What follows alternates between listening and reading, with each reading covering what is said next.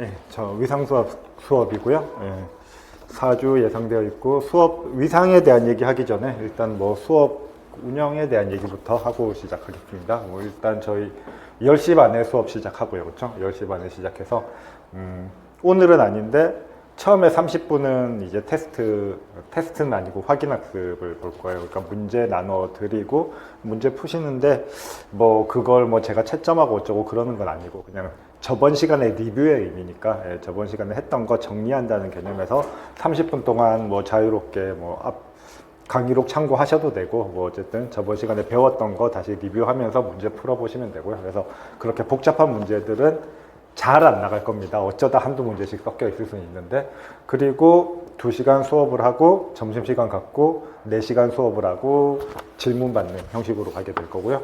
일단 수업은 기본적으로는 50분 하고 10분 쉬는 걸 기본으로 하는데 뭐 수업 내용상 뭐 좀 더 해야 될 수 있고 일찍 끝내야 될 수도 있으니까 끝나고부터 10분 쉰다고 생각하시면 되고요. 점심시간도 마찬가지로 2교시 끝나고부터 그 70분 쉰다고 생각하시면 되겠습니다. 자, 그 다음에 최종적으로 수업 끝나면은 이제 6시 근처가 될 텐데 그때부터 질문을 받을 거고요. 질문 시간은 2시간 잡아 놨는데요. 근데 뭐 일단 학원 그 끝내는 시간이 있기 때문에 8시를 넘긴 힘든 것 같더라고요, 일요일날. 그래서 8시까지 질문을 받을 거고요.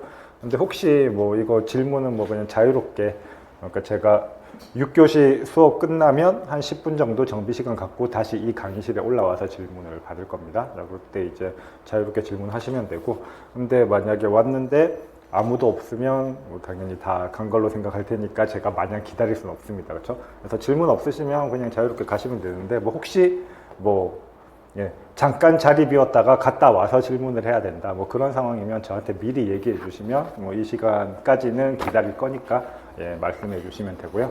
그리고 이제 뭐 또 따로 온라인으로 질문하시고 싶으시면 이제 다음 카페에 심대원 전공수학 검색해서 찾아오시면 되고요. 거기 그리고 뭐 수업 끝나면 필기 노트가 제공됩니다. 근데 그 필기 노트는 이제 그 자료실에 확인하시면 되고요. 그리고 또 최종 수업 끝나면 그러니까 위상수학 4주 수업 다 끝나고 나면 강의록 일단 매주 프린트로 나눠 드리잖아요. 그렇죠? 그래서 그거 이제 한꺼번에 묶은 전체 자료랑 그리고 확인학습 같은 경우 오늘 수업한 거 다음 주에 확인학습 할 거고 다음 주 수업한 거 그 다음 주에 확인학습 할 테니까 마지막 수업분에 대한 확인학습은 없잖아요. 그렇죠? 그래서 그 마지막 수업분에 대한 확인학습은 수업 끝나고 최종적으로 이제 예를 들어 이제 일요일 날 끝나면 그건 바로 제공해 드리긴 조금 애매하니까 그러니까 어려울 수도 있으니까 한 수요일이나 목요일쯤 그러니까 자료실 확인하시면 보실 수 있을 겁니다. 그리고 확인학습을 하게 되는 경우에는 확인학습 채점은 따로 안 한다고 했기 때문에 어차피 수업을 제대로 리뷰하고 가면 좋으니까 1교시는 확인학습을 푸는 시간으로 가게 될 겁니다. 오늘은 그래서 이제 이 전체적인 일정이 30분씩 당겨질 거고요. 근데 오늘을 제외하고는 확인학습하고 그 다음 11시에 바로 수업 시작하는 형태로 그렇게 가게 될 겁니다. 그러니까 11시에 바로 시작하니까 확인학습 끝나고 10분 쉬는 게 아니고 이 시간은 자유롭게 쓸 수 있는 거니까 뭐 확인학습 푸시다가 뭐 화장실 가실 거면 미리 갔다 오시고 해서 11시에 바로 수업 시작하는 걸로 그렇게 진행이 되겠습니다. 자, 그러면 이제 위상수학에 대한 얘기를 할 건데요. 위상수학은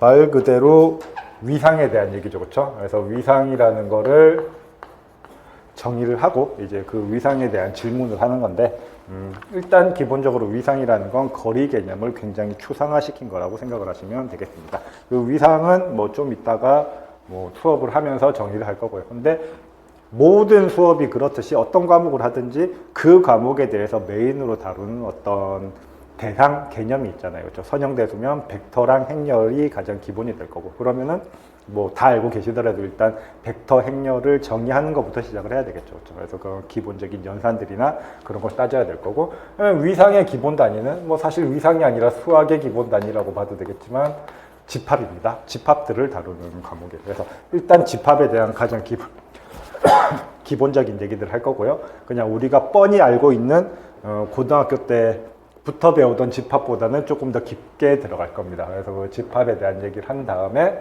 집합 안에는 이제 이 집합들에 대한 관계를 얘기하는 함수의 개념도 포함이 되어 있는 거죠. 집합과 함수에 대한 얘기를 하고 그 다음에 위상을 정의를 할 거고요. 그러면 위상이라는 거는 이제 굉장히 추상화된 공간인데 그 아주 추상화되면 그냥 위상 공간이고 그 위상 공간 중에서도 특정한 특징을 가지고 있는 공간들이 있을 겁니다. 예를 들어 거리가 정의가 되면 거리 공간이라고 할 거고 뭐 그 다음에 특히 이제 시험에 많이 나오는 거라고 한다면은 뭐 컴팩트 공간,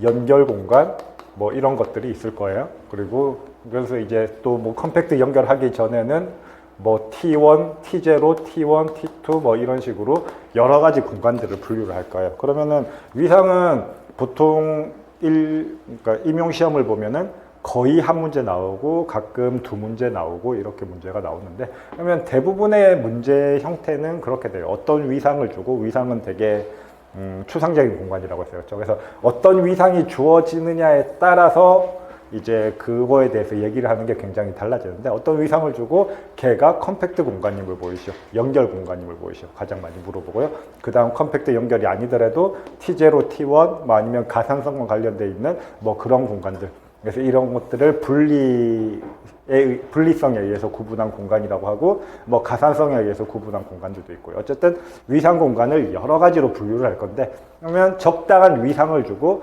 이렇게 위상을 주면은 이 공간이 어떤 공간이 됨을 보이시오. 그게 가장 많이 물어보는 형태입니다. 자, 그리고 그 공간의 형태 중에서 가장 많이 물어보는 건 물론 컴팩트랑 연결 공간이 되고요. 그래서 가장 중요한 이 두 가지를 제일 나중에 다루게 될 거고요. 그 다음에 일단 제일 먼저 뭐 집합이랑 위상의 오늘 할 내용은 이제 집합이랑 위상의 정의 정도 들어가게 될 건데 이제 그거는 이제 앞으로 계속 쓸 기본 용어니까 기본 용어로서 확실히 알아두셔야 되고요. 자, 그러면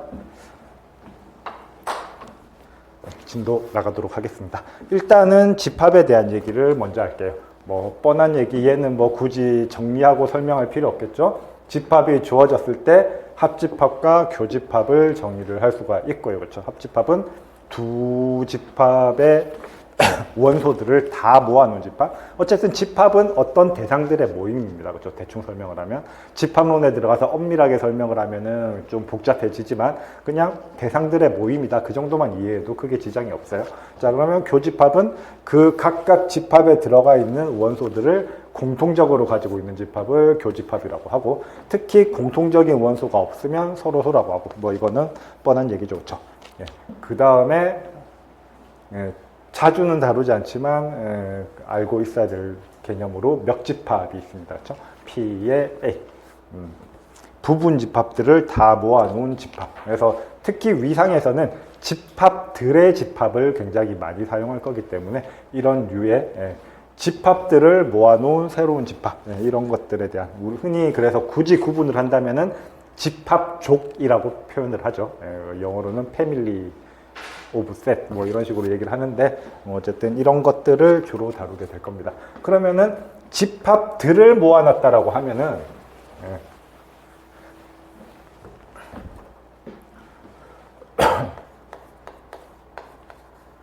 A 합집합 B 하면은 A와 B의 원소들을 다 모아놓은 집합이다 라고 얘기를 했습니다. 그렇죠? 그러면 A 합집합, B 합집합, C 하면은 당연히 세 개의 원소들을 다 모아놓은 거고 아까 우리가 집합족을 다룬다라고 얘기를 했잖아요. 그렇죠? 그래서 어떤 새로운 집합이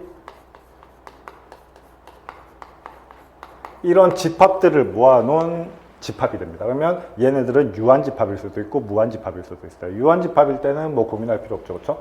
A 그러니까 그냥 유한계를 가지고 다루면 됩니다. 자, 그러면 근데 어쨌든 집합들을 다 모아놓은 이렇게 쓰면 이제 보통은 무한집합이라는 얘기가 되겠죠. 그렇죠? 그래서 이렇게 무한개의 집합이 있을 때 그러면은 이 무한개의 집합들에 대한 합집합, 교집합도 생각을 할 수 있을 거고 정의하는 거 전혀 어렵지 않잖아요. 그렇죠? 이 중에 어느가 하나라도 포함이 되면 그거는 합집합의 원소가 되는 거고 이 중에서 어느가 하나라도 포함되지 않게 되면 그 녀석은 교집합의 원소가 안 되는 겁니다. 그렇죠? 그래서 그 개념을 생각하는 건 어렵지 않을 거고요. 그래서 그거에 대한 기호를 이런 집합들의 집합이 있으면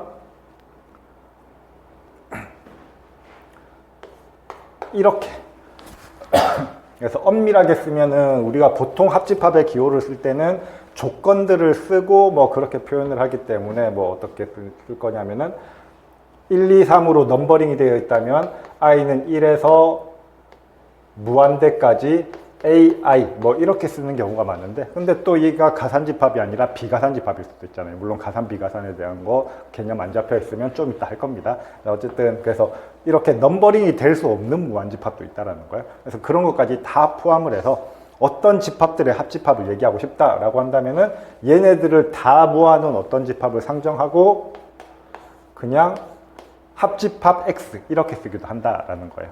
그래서 보통은 이제 A랑 X 둘 다 그냥 대등한 집합의 기호로 많이 쓰니까 일반적으로는 집합들을 모아놓은 집합을 뭐 이런 식으로 폰트를 바꿔서 쓰는 경우가 많아요. 그러면은 이제 A라는 집합이 있다라고 집합족이 있다라고 한다면은 걔네들의 모든 원소들의 합집합이다라고 하면은 합집합에 이렇게 쓴다라는 거예요, 그렇죠? 그래서 이것도 마찬가지로 만약에 셀 수 없는 무한이라고 한다면, 넘버링을 할 수 없을 정도의 무한이라고 한다면 뭐 그걸 B라고 하겠습니다. 그래서 B는 뭐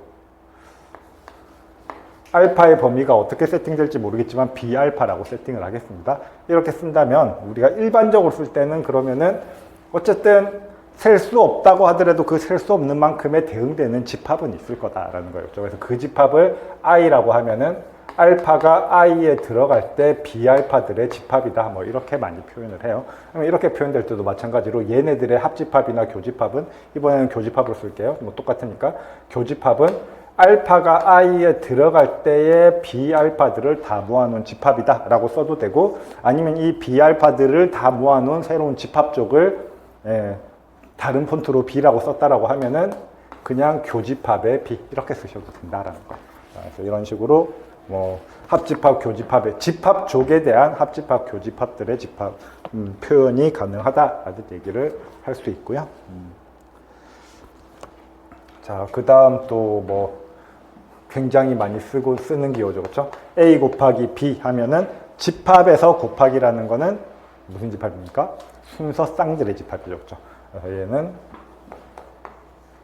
A, B인데 A는 라지 A에 들어가고 스몰 b는 스몰 b에 들어가는 얘를 만족하는 집합을 A 곱하기 B라고 얘기를 하는 거고요.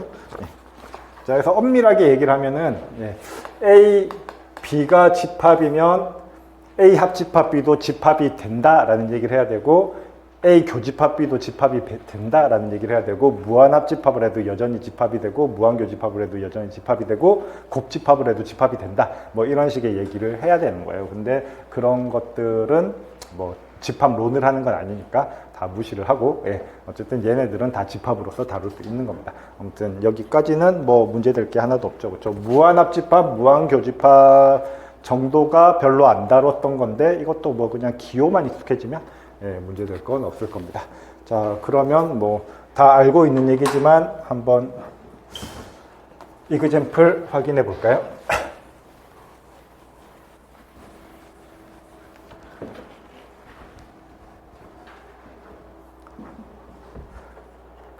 A가 1, 2, 4, B가 A, B일 때, 그러니까 뭐 사실 집합에서 그냥 집합의 특징이다 라고 생각을 한다면, 순수하게 집합만 본다면 가장 중요한 건 집합에서는 원소의 개수죠, 그렇죠? 그러니까 뭐 실수 집합에서는 개수만 중요한 건 아니잖아요 라고 얘기할 수도 있겠지만, 얘는 실수는 뭐예요? 그냥 단순히 집합으로서 우리가 실수를 처리하는 게 아니고 덧셈과 곱셈과 뭐 그런 것들이 주어져 있는, 그러니까 연산이라는 개념이 주어져 있는 집합을 생각을 하는 거기 때문에 그냥 단순히 원소의 개수만이 아니라 걔네들의 관계까지도 중요해지는 거잖아요, 그렇죠? 자, 아무튼 자, 그래서 집합은 기본적으로 개수에 대한 얘기, 그게 가장 기본입니다. 그러면 여기서도 멱집합이 주어졌을 때 멱집합의 원소의 개수를 구하시오라고 했고, 뭐 이거는 뭐 굳이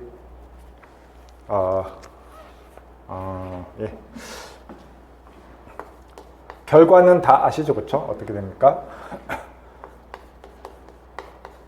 A 곱하기 B의 원소의 개수는 뭐 다 나열하셔도 되고, 뭐 그냥 곱하기라는 기호를 쓴 것도 사실은 뭐 이런 의미 때문인 것도 있죠. 그렇죠? 자, 그래서 A의 원소의 개수 곱하기 B의 원소의 개수랑 같을 거고요. 왜냐하면 첫 번째 성분은 A에 있는 모든 원소가 다 들어갈 수 있고 두 번째 성분은 B에 있는 모든 원소가 다 들어갈 수 있으니까요.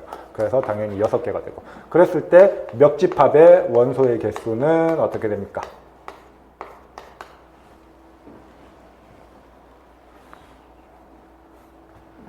네, 부분집합의 원소의 개수잖아요. 그렇죠? 뭐 공식으로 다 알고 계실 겁니다. 자, 근데 뭐 굳이 설명을 한다면은 부분집합이라는 건 뭐가 됩니까?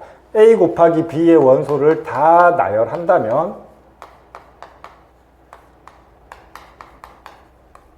뭐 이렇게 해서 6개의 원소가 있을 텐데, 자, 근데 얘를 다 나열한다면 얘의 부분집합은 어떻게 되는 거예요? 결국 이 원소를 포함하느냐 안 하느냐에서 결정이 되는 거잖아요. 그렇죠? 그러면은 얘를 포함하고 안 하고 하는 부분집합도 있을 수 있고, 포함하고 안 하고 하는 부분집합도 있을 수 있습니다. 그러면 각 원소마다 경우의 수가 어떻게 나오는 겁니까? 하느냐 안 하느냐 2개가 나오는 거죠. 그렇죠? 그래서 각각 경우의 수가 2개씩 생기니까 2를 원소의 개수만큼 곱하면 되는 거죠. 그렇죠? 자, 그래서 2의 절대값 A, B다 라고 얘기를 할 수가 있는 거죠. 그렇죠? 자, 그래서 얘는 2의 6승이다 라고 얘기를 할 수가 있고요. 자, 근데 그래서 뭐 이거 경우의 수 세는 거, 뭐 원소의 개수 세는 거는 뭐 그냥 다 하실 수 있을 거고, 여기서 그래 지금 이제 뭐냐면은 A 곱하기 B 같은 경우 실질적으로 A 곱하기 B라는 집합의 기호를, 그러니까 곱집합의 기호를 굳이 곱이라고 한 이유는 어떤 의미에서 보면 원소의 개수가 각각의 원소의 개수의 곱이랑 같다라고 생각을 할 수가 있다라는 거죠. 그렇죠? 마찬가지로 멱집합 같은 경우는 어떻게 됩니까?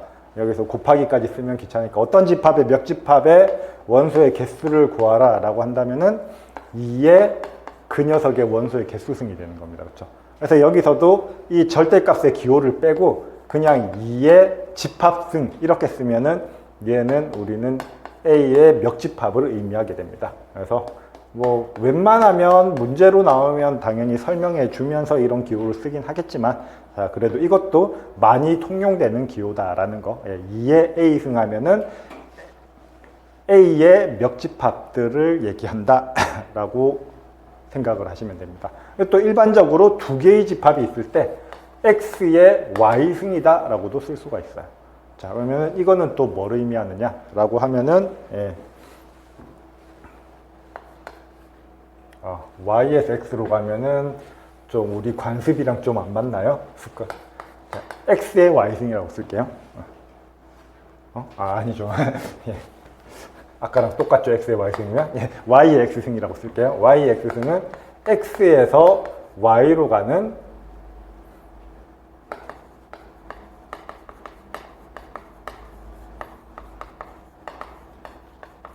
함수들의 집합이 된다라고 얘기할 수가 있습니다. 이것도 마찬가지죠. 그렇죠? 왜냐면은 X에 있는 뭐 예를 들어 X가 A, B, C다라고 한다면은 X에서 Y로 가는 함수들은 뭐가 되는 겁니까?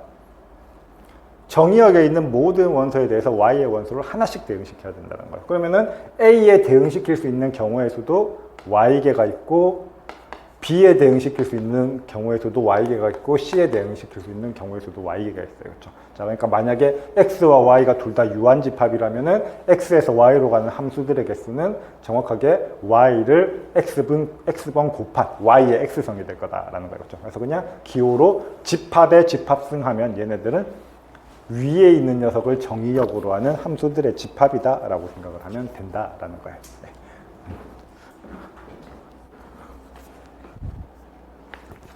자, 그러면 이제 뭐 기본적인 집합의 용어에 대해서만 얘기를 했습니다. 그렇죠? 여기 이 정도는 뭐 웬만하면 익숙하실 거고요. 자, 그 다음 이제 이 집합들을 가지고 새로운 개념을 생각을 해보겠습니다. 관계라는 개념인데요. 그냥 우리가 쉽게 생각해서 관계라고 하면 어떻게 되는 겁니까? 두 대상이 있으면 그 대상이 관계가 있냐 없냐를 생각을 하는 거죠. 그렇죠? 뭐 예를 들어서 뭐 A와 B가 사람이다 라고 생각을 해볼게요. 그럼 A와 B가 친척이고 B와 C가 친척이면은 A와 C는 친척이 됩니다. 그렇죠? 근데 그냥 A와 B가 아는 사람이고 B와 C가 아는 사람이면 A와 C가 아는 사람이냐? 뭐 그거는 알 수 없는 거죠, 그렇죠? A는 B를 알고 B는 C를 알지만 A는 C를 모를 수도 있는 거고, 또 반대로 A는 B를 아는데 B는 A를 모를 수도 있습니다, 그렇죠?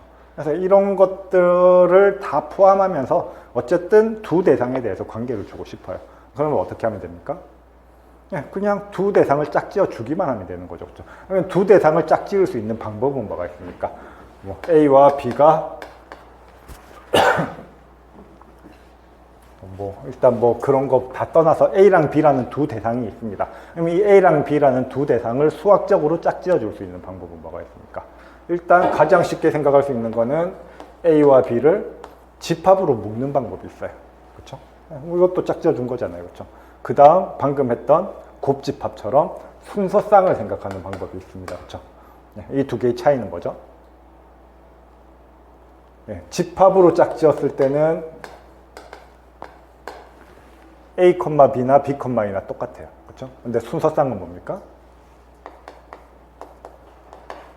달라요. 그렇죠? 자, 그러니까 만약에 집합으로 짝지어진다면은 이런 상황은 만들 수 없는 겁니다. A는 B를 아는데 B는 A를 모르더라. 이런 상황에 대해서는 얘기를 할 수가 없는 거예요. 그렇죠? 근데 순서쌍으로 생각을 하면 A, B랑 B, E는 다르니까 A는 B를 아는데 B는 A를 모르더라. 이것까지도 커버가 가능하네요. 그렇죠? 자, 그래서 관계를 지어준다라는 거 정의하기 나름이긴 한데, 그래서 우리는 어떻게 정의할 거냐면 이런 개념까지 다 포함을 해서 관계라고 얘기를 할 거예요. 그러면은 어떻게 하면 관계가 성립하는 겁니까? 그냥 짝지어 주기만 하면 관계가 성립하는 거예요. 그렇죠?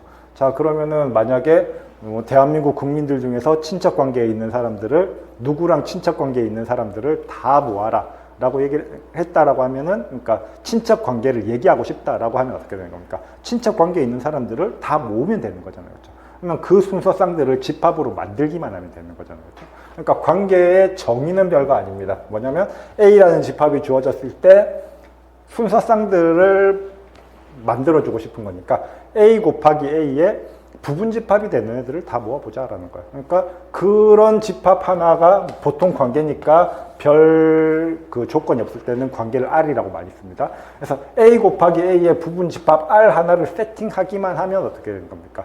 그 원소들이 있으면은 A, B가 R의 원소기만 하면은 A는 B와 R의 관계에 있다라고 말하면 되는 거죠. 그렇죠? 그래서 관계를 정의할 때는 그냥 A 곱하기 A의 부분 집합 하나를 정의하는 거랑 관계 하나를 정의하는 건 정확히 똑같은 얘기가 되는 겁니다. 그러니까 우리가 상식적으로 생각하는 관계랑 별로 차이가 없어요. 그렇죠? 자, 그래서 이렇게 관계를 정의를 할 겁니다. 곱집합의 부분 집합으로 관계를 정의를 할 거예요. 자, 그러면 굳이 관계를 얘기하는 이유는 이 관계에 대한 다양한 성질들을 보자라는 것보다는 그냥 우리가 이 관계를 통해서 이제 앞으로 많은 얘기를 할 건데, 그러니까 특별히 많이 쓰는 관계를 얘기하려고 그래요. 그러니까 실질적으로 동치 관계를 얘기하려고, 동치 관계는 앞으로도 계속 나올 겁니다. 이 동치 관계를 얘기하려고 관계를 먼저 정의를 했다라고 생각을 하시면 되겠어요. 자, 그러면 동치 관계는 특히 뭐냐? 동치라는 건 우리 이퀄, 등호랑 거의 비슷하게 쓰입니다. 그렇죠? 완전히 똑같은 개념은 아니지만 거의 비슷하게 써요. 그렇죠? 그래서 이 등호의 가장 중요한 성질들을 다 만족하는 관계를 동치 관계라고 불러요. 자, 그래서 이 동치 관계는 뭐냐면은 어떤 관계가 이 세 가지 성질을 만족하면 된다라는 거예요. X는 자기 자신이랑 반드시 관계가 있고, 그래서 별 얘기 없이 관계라고 쓰면은 이렇게 물결 기호를 많이 씁니다. 서로 관계가 있는 걸 엮을 때. 자, 그 다음에 X가 Y랑 관계가 있으면은 Y도 무조건 X랑 관계가 있고, 그 다음에 X랑 Y가 관계가 있고 동시에 Y는 Z랑 관계가 있으면 X랑 Z도 관계가 있더라. 이 세 가지 형태가 뭡니까? 사실 이 물결을 등호로 바꿔도 정확히 성립하는 거죠. 그렇죠? 그래서 등호의 약간 느슨한 개념이다 정도로 생각을 하셔도 되겠어요. 그래서 동치관계는 거의 등호처럼 취급할 수 있다라는 의미로 생각을 하시면 되겠어요. 그래서 이게 동치관계인데, 그럼 동치관계가 왜 중요하냐? 또 어떤 관점에서 거의 등호처럼 취급할 수 있는 게 무슨 의미냐라고 생각한다면 이 세 가지 조건은 반드시 아셔야 됩니다. 자, 어쨌든 무슨 얘기냐라고 한다면은 이런 성질이 성립하기 때문에 그래요. 그 성질을 얘기하기 전에 먼저 이거부터 정리하겠습니다. 그러니까 동치관계에 대한 얘기예요. 동치관계에 대해서, 동치관계를 물결이라고 하면 이런 집합을 생각을 해보자 라는 거예요. 어떤 집합? X랑 동치관계에 있는 원소들을 다 모아두는 거예요. X랑 동치관계에 있는 원소들을 다 모아놓은 거. 그래서 그냥 동치관계에서 유도된 집합이니까 E라고 쓰긴 했는데, 보통은 이제 이 X가 정해질 때마다 정해지는 집합이니까 이런 기호로도 많이 씁니다. 대괄호 X 하면 X랑 동치관계에 있는, 물론 그 동치관계는 말 그대로 이 세 가지 성질만 만족하면 되기 때문에 동치관계는 딱 한 가지 케이스로만 있진 않아요. 그렇죠? 그러니까 뭐 어떤 관계를 두면 동치관계가 될 수도 있고 안 될 수도 있는 건데, 동치관계가 하나 정해지기만 하면 이런 X의 동치류를 하나 생각할 수 있다라는 겁니다. 자, 그러면 이 X의 동치류를 가지고 우리가 할 수 있는 얘기가 뭐냐면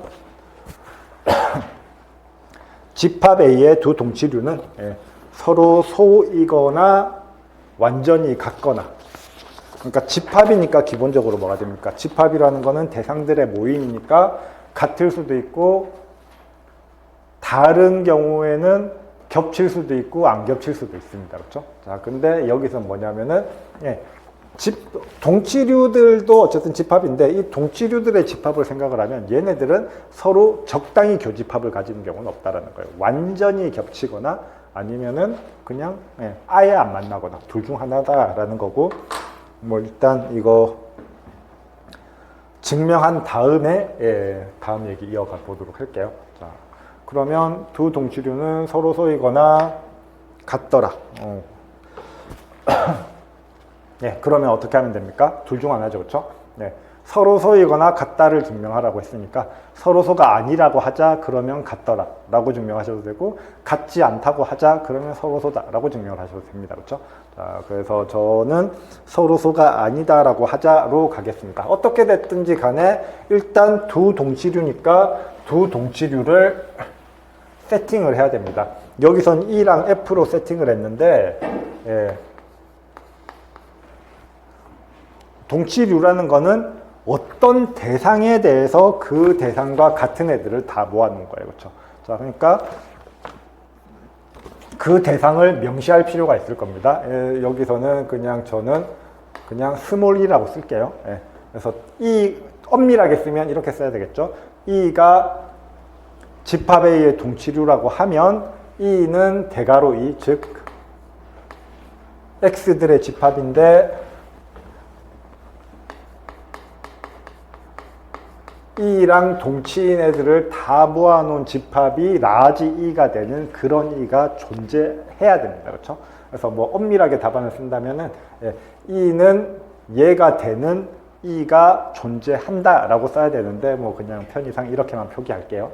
자, 그러면 F도 적당한 원소가 있어가지고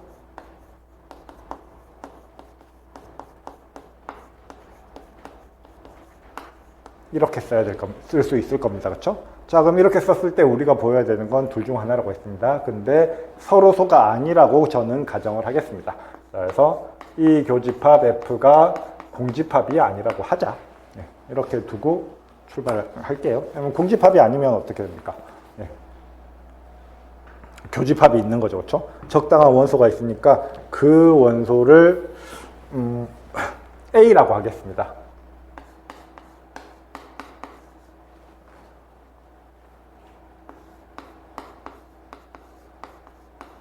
뭐 그럼 뭐 사실 이제 거의 끝난 거죠. 그렇죠? A라고 하면은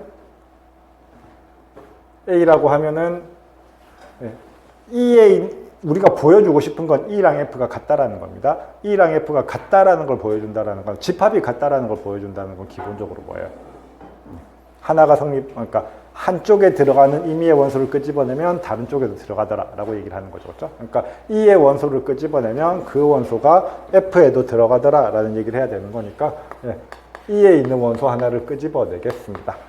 임의의 원소 알파를 끄집어냈다라고 하면 우리가 보여주고 싶은 거는 알파가 F에 들어간다라는 거고, 알파가 F에 들어간다는 논리는 뭐로 설명할 수 있습니까? 동치 관계로 설명해야 되겠죠. 그렇죠? 당연히 주어진 게 동치 관계밖에 없으니까. 동치 관계는 어떤 성질이 있다라고 했습니까? 이퀄이랑 같은 성질, 같은 거는 같은 것끼리. 그 다음에 서로 동치 관계에 있으면 순서 바꿔도 동치 관계.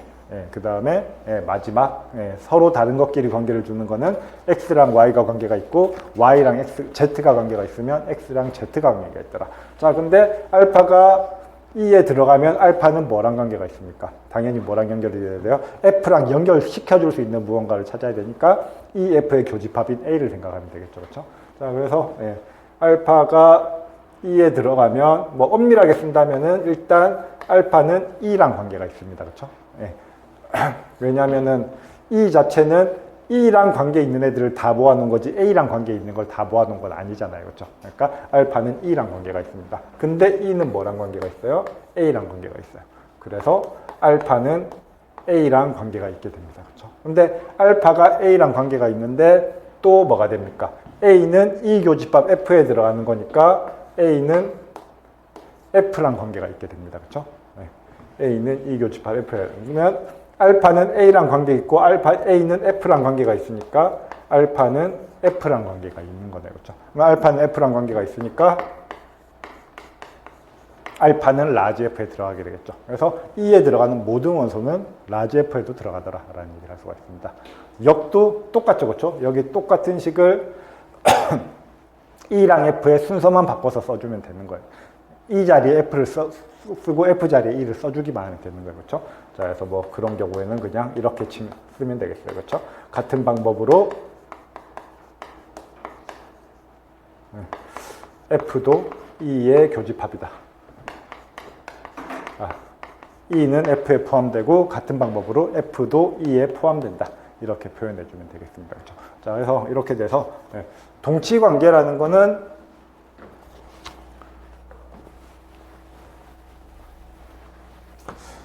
동치 관계라는 거는 한 점에서 만나면 두 개가 완전히 똑같아진다라는 얘기를 할 수가 있습니다. 그렇죠? 그리고 서로 다른 대상이라면은 동치류라는 거는 서로 다른 대상이라고 한다면은 아예 만나지 않는다라는 얘기를 할 수가 있는 거예요. 그러면은 어떤 집합 A가 주어져 있고 여기에서 동치류들을 생각을 한다라고 생각을 해봐요.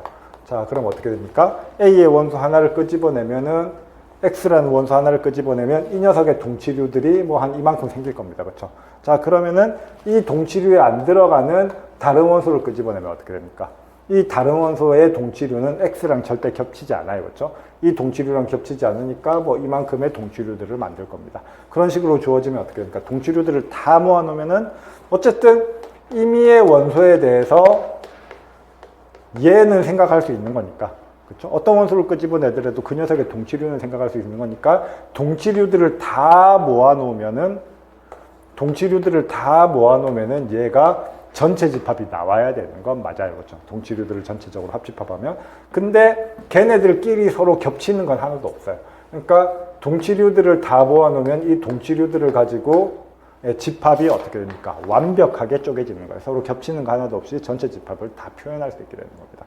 그러면 뭐냐면은 얘네들을 하나의 대상으로 생각을 해버리면은 이 대상들의 집합으로 A를 완벽하게 쪼갤 수 있다. 영역을 완벽하게 나눌 수 있다라는 거예요. 그렇죠? 자, 그래서 A들을 몇 개의 묶음들의 집합으로 다시 생각을 할 수 있게 만들어주는 게 동치 관계다라고 생각을 할 수가 있는 겁니다. 그래서 이런 조건을 만족하는 서로 전체 집합을 만들면서 서로 겹치는 게 하나도 없는 이런 집합들, 부분 집합들을 모아놓은 거를 우리는 분할이다라고 부릅니다. 자, 그래서 어떤 집합들의 집합이 있는데, 집합 쪽이 있는데 얘네들은 합집합하면 A가 나오는데 모든 원소들이 절대 겹치지 않더라. 서로 소더라라고 하면은 분할이다라고 한다는 거예요. 그러니까 분할이면은 주어진 집합을 완전하게 겹치지 않게 전체를 다 커버하게 쪼갤 수 있다라는 얘기가 되는 거예요. 그리고 동치 관계가 주어지기만 하면 우리는 언제나 분할을 만들 수 있다라는 얘기를 해줄 수가 있다라는 거예요. 그렇죠? 그러니까 동치 관계가 있으면 그 동치 관계에 따라서 분할을 만들 수가 있다라는 거죠. 대표적으로 뭐가 있냐면 엄밀하게 하면 얘가 동치 관계다라는 것도 보여야 되지만 그것까지는 생략을 할게요. 정수론에서 뭐 굳이 예, 정수론에서 뭐 생각할 수 있습니까? 정수를 분류를 하는데 우리는 어떻게 분류할 수 있어요? 무언가로 나눴을 때 나머지로 분류할 수가 있습니다. 그렇죠? 뭐 예를 들어서 정수들을 3K랑 3K 플러스 1이랑 3K 플러스 2 이렇게 나눌 수 있잖아요. 그렇죠? 이렇게 나누면 어떻게 되는 겁니까? 3으로 나눴을 때 나누어 떨어지는 애들을 다 모아놓고 3으로 나눴을 때 나머지가 1인 애들을 다 모아놓고 3으로 나눴을 때 나머지가 2인 애들을 다 모아놓고 이렇게 되면은 완벽하게 정수를 다 쪼갤 수 있어요. 그렇죠? 심지어 이제 이 나머지들까지 가지고 계산을 했더니 그 계산까지 적당히 맞아 떨어졌어요. 그렇죠? 그래서 우리 어떻게 했습니까? 얘네들을 뭐 대수에서는 이렇게 표현하기도 하고 뭐 물론 이제 이거 아직 공부 안 하셨으면 넘어가셔도 전혀 상관없는 겁니다.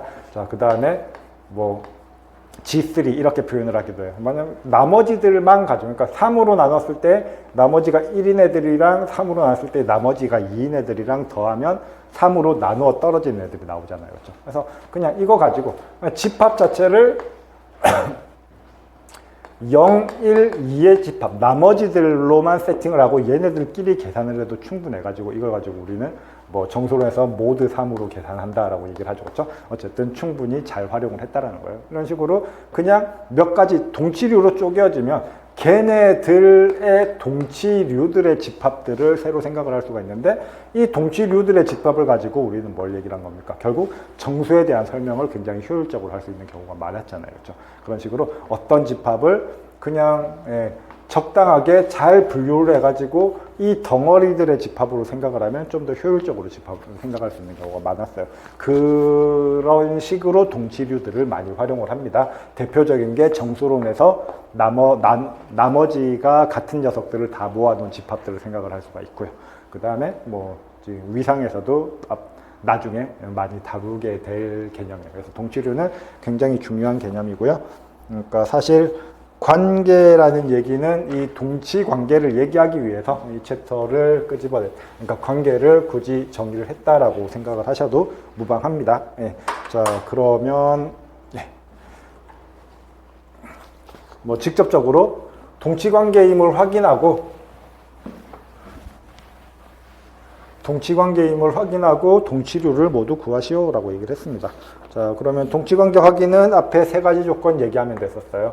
첫 번째로 자기 자신과는 무조건 관계가 있어야 되더라라는 거고요. 여기서 주의하셔야 될 거는 기본 집합이 곱집합입니다. 자, 그러니까 관계는 뭐가 되는 겁니까? 순서쌍들의 그러니까 관계는 순서쌍들로 이루어진 집합이었어요. 그렇죠? 근데 순서쌍이라는 거는 하나의 원소가, 그러니까 R2가 하나의 원소가 순서쌍으로 표현이 된 거니까 이 순서쌍들의 순서쌍에 대해서 얘기를 해야 되는 겁니다.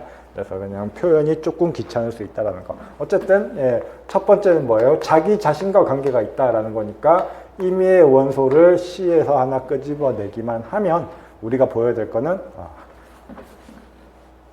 임의의 원소를 C에서 끄집어내기만 하면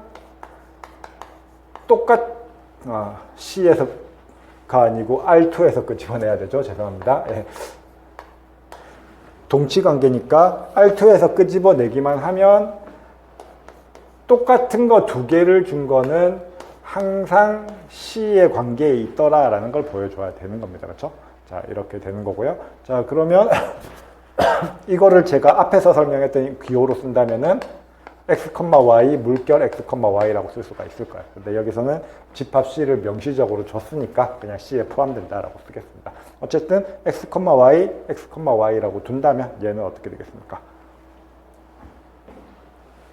뭘 보여주면 되죠? C에 들어간다는 걸 보여줘야 되니까 이 룰을 만족하면 되는 겁니다. 그렇죠? 이 룰이 뭡니까? B랑 D가 같다. 두 번째 성분이 같기만 하면 되는 거예요. 그럼 당연히 뭐가 됩니까? x, y랑 x, y는 뭐 이거 굳이 안 쓰고 그냥 결론만 바로 쓰셔도 이 정도 논리는 뭐 답안 쓸 때 할 필요가 없긴 해요.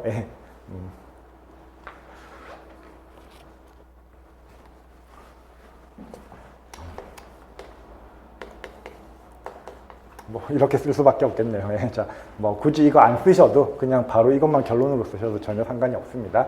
자, 그 다음에 y랑 y가 같으니까 x, y랑 x, y는 c에 들어가더라 라고 얘기할 수 있고요. 두 번째 얘기는 뭐예요? 두 개의 대상이 동치관계에 있으면 순서를 바꿔도 여전히 동치관계에 있다라는 거니까 예, x, y, zw라고 쓸까요? 예, x, y, zw가 c의 원소다라고 한다면 어떻게 되는 겁니까? 관계에 있다라는 거는 y 성분이 두 번째 성분이 같다라는 얘기니까 y랑 w랑 같다라는 얘기가 되는 거고, y랑 w가 같으면은 y랑 w가 두 번째 성분만 같으면 다 c의 관계에 있으니까 zw랑 xy도 c의 관계에 있어야 되는 거죠, 그렇죠? 그래서 이런 식으로 보이면 뭐 전혀 어렵지 않습니다, 그렇죠? 세 번째도 마찬가지죠. xy랑 이거는 알파벳이 너무 많이 들어가니까 그냥 x1, y1이라고 할게요.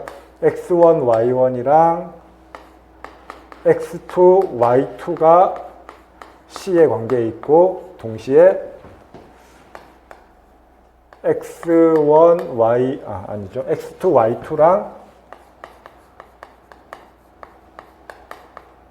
x3, y3가 c의 관계에 있다라고 하면은 예, y1과 y2가 같고 동시에 y2랑 y3가 같으니까 y1과 y3가 같아지는 거고, y1과 y3가 같아지니까 예, x1, y1과 x3, y3가 c의 관계에 있더라 라고 써줄 수가 있는 거죠, 그렇죠? 자, 그래서 이렇게 뭐 동치관계에 있음을 보여라 라고 하면은 웬만하면 간단하게 보일 수 있습니다. 자, 그래서 이렇게 확인하시면 되고요. 자, 그 다음 마지막으로 동치류를 모두 구하시오인데, 모두라는 건 일단 뭐 원소가 주어질 때마다 그 녀석의 동치류를 구하면 되는 거잖아요, 그렇죠? 이렇게 써볼까요? 구체적으로 주어진 숫자니까 x0랑 y0라고 해보겠습니다. x0랑 y0의 동치류를 구하라 라고 하면 어떻게 됩니까? 딱 봐도 보이죠, 그렇죠? 이건 그냥 결론만 쓰겠습니다. y가 같은 애들을 다 모아놓은 게 예, 동치류니까 예, x, y인데 x는 뭐가 돼도 상관이 없고 y는 정확하게 y0가 되어야 된다라는 얘기가 되는 겁니다, 그렇죠?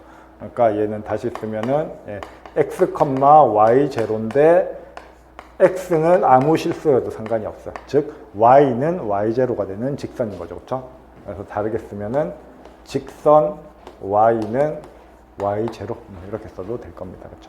자, 그래서 이렇게 표현이 될 거고요. 물론 직선이라고 이거는 그냥 뺄게요. 예.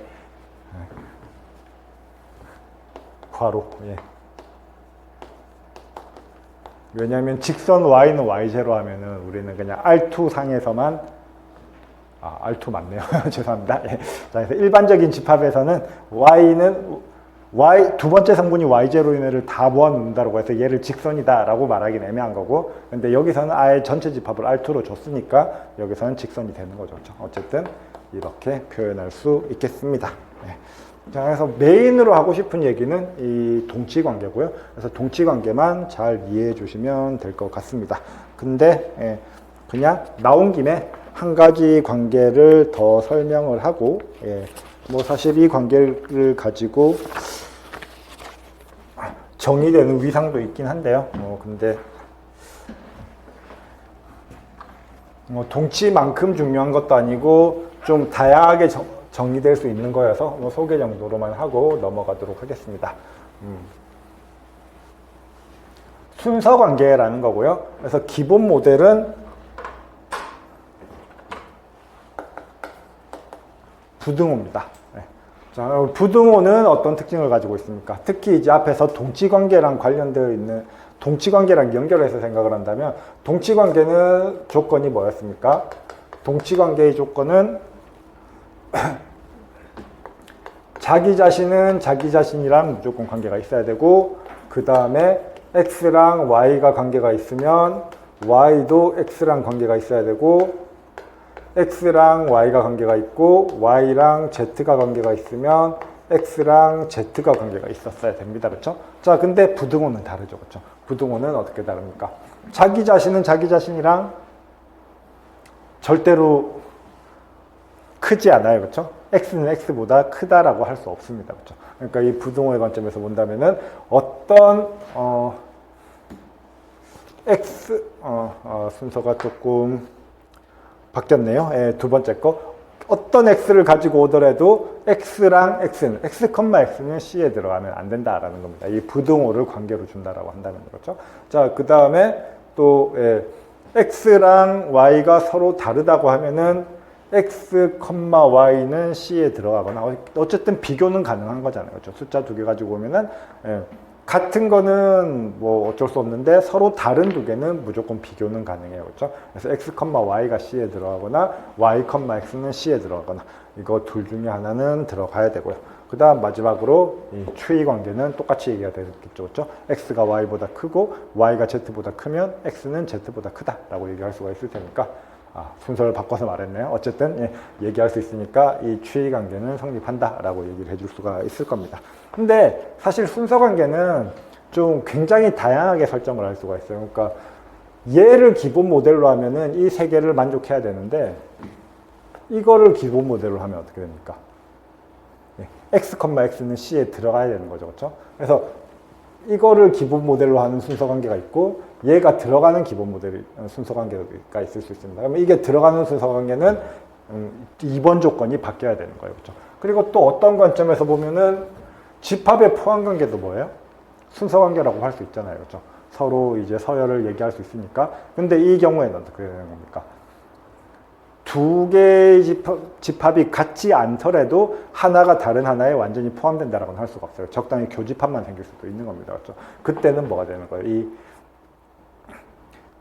1번 조건이 없어지게 되는 거죠. 그렇죠? 1번 조건은 서로 다르기만 하면, 그러니까 순서 비교를 할 수 있어야 된다라고 얘기를 했는데, 집합의 순서 관계에 있어서는 이 1번 얘기는 할 수가 없어요. 그렇죠? 그래서 1번 얘기가 가능한 경우를 전순서 관계, 뭐 이렇게 얘기를 하기도 합니다. 그래서 순서 관계는 되게 다양하게 정의가 될 수 있습니다. 그래서 지금 제가 가지고 온 거는 대표적으로 등호가 포함되지 않은 부등호를 모델로 한 순서 관계가 되는 거고요. 근데 뭐 여러 가지 형태가 나올 수는 있습니다.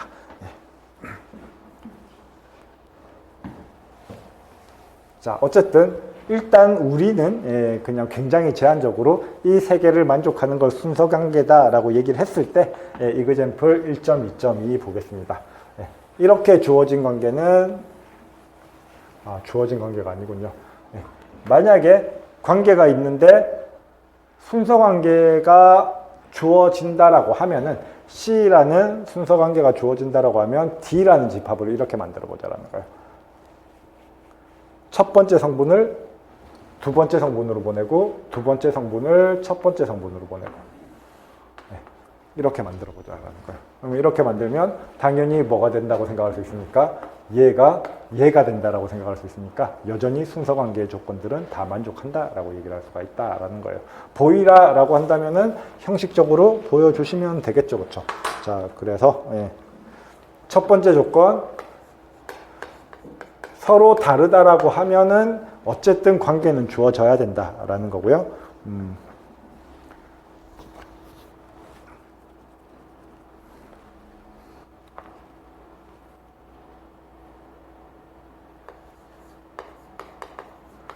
자, 그래서 A에 포함되어 있는 서로 다른 XY를 가지고 왔다라고 하자. 그러면 일단 순서 관계의 조건은 뭐였냐면은 어쨌든 두 개가 관계가 있어야 된다라는 거였어요. 그렇죠?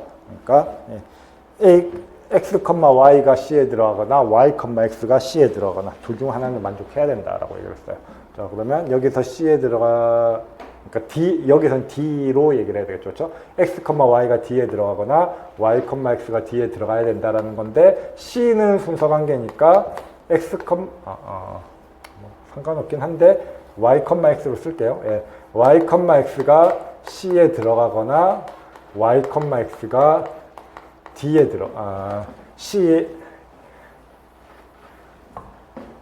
X, Y가 C에 들어가거나 둘 중 하나는 만족해야 된다는 거예요. 그렇죠? 그러면 이 둘 중 하나는 만족해야 된다는 얘기는 다시 얘기하면 순서 바꾼 거는 X, Y는 D에 들어가거나 y, x는 D에 들어가거나 둘 중 하나는 만족해야 된다는 거. 그래서 1번 조건은 만족하는 거죠. 그렇죠? 2번도 마찬가지. 예. 이미 x에 대해서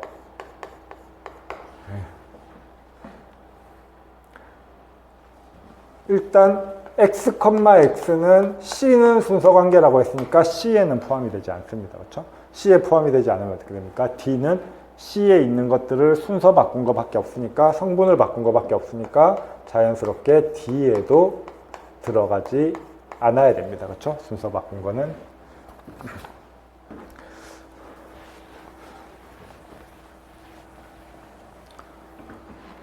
자, 3번 마지막으로 역시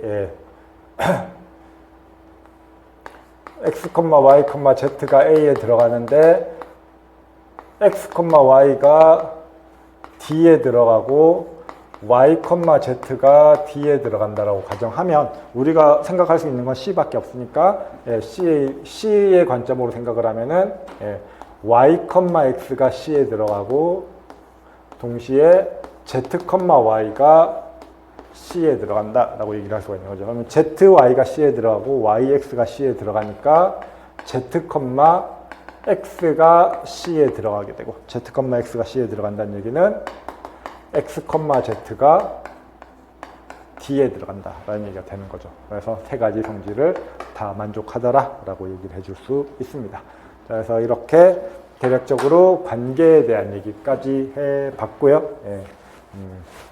자, 그러면 이제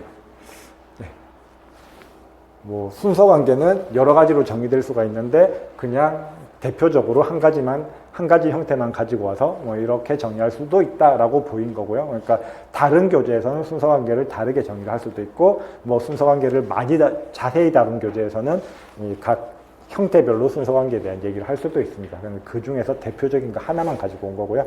중요한 건 동치 관계였어요. 그렇죠? 그래서 이 세 조건을 만족하는 관계를 동치관계라고 부르고 동치관계가 성립하면은 동치류들은 주어진 집합을 분할하더라. 이게 2장에서 얘기하는 핵심이었습니다. 자, 10분 쉬었다가 다음 시간에 다음 섹션으로 넘어가도록 하겠습니다.